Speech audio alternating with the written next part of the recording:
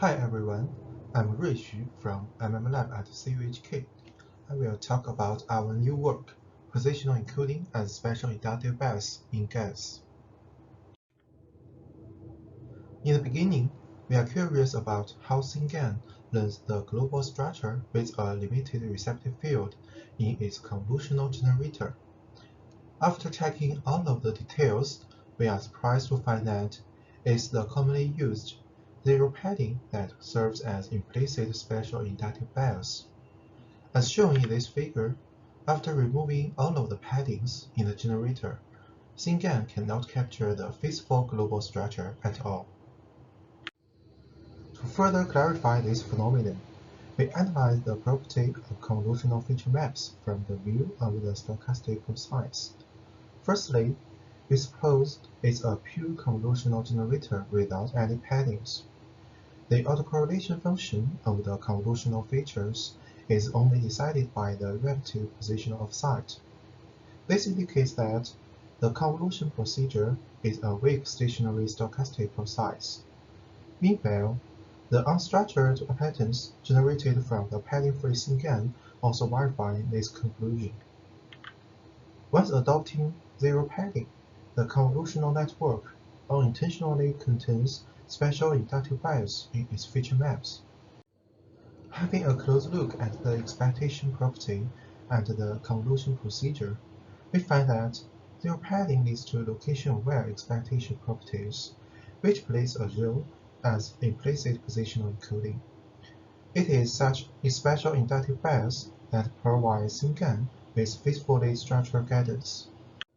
Additionally, we also observe that popular convolutional generators still rely on zero padding to offer implicit spatial inductive bias. In PGGAN, removing padding causes a significant performance drop.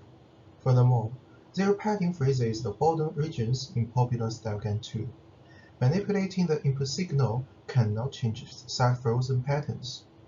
However, once discarding paddings in the network, users can fully control the carriers. Next, we study several explicit positional encodings and spatial inductive bias in GANs. Zero padding in Figure A presents an unbalanced spatial structure over the whole image space. The constant input in style GAN 2 works as the learnable positional encoding and is hard to clarify. In contrast, the explicit positional encodings in Figure C and Figure D indicate clear and reasonable spatial inductive bias. The Carson spatial grid contains distinctive spatial anchors, while SPE contains unchanged transformation among different resolutions. Combined with SinGAN, different positional encodings can show versatile capabilities.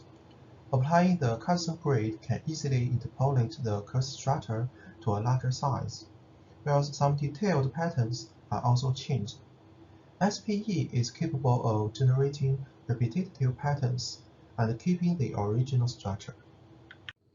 Finally, we propose a multi-scale training schedule with explicit positional encodings named MSPi.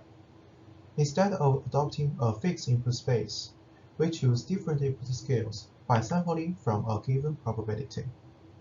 Taking style GAN 2 as an example, we assign the 4x4 input space with a probability of 0.5. For higher resolutions, a lower probability is enough to generate high-quality images. Meanwhile, this will also reduce the training cost, especially for the largest scale. Now, you can sample multi-scale images with a single 256 generator. Importantly, introducing explicit positional encodings can also lead to the best image generation on either padding-based or padding-free settings. Finally, we also verify the effectiveness of MSPi in image manipulation. Now, you can manipulate higher resolution images with a light generator. Our code and experiments have been released based on MML generation, which contains multiple generative models and several helpful tools. Welcome to build up this toolkit together and offer some comments. Thanks.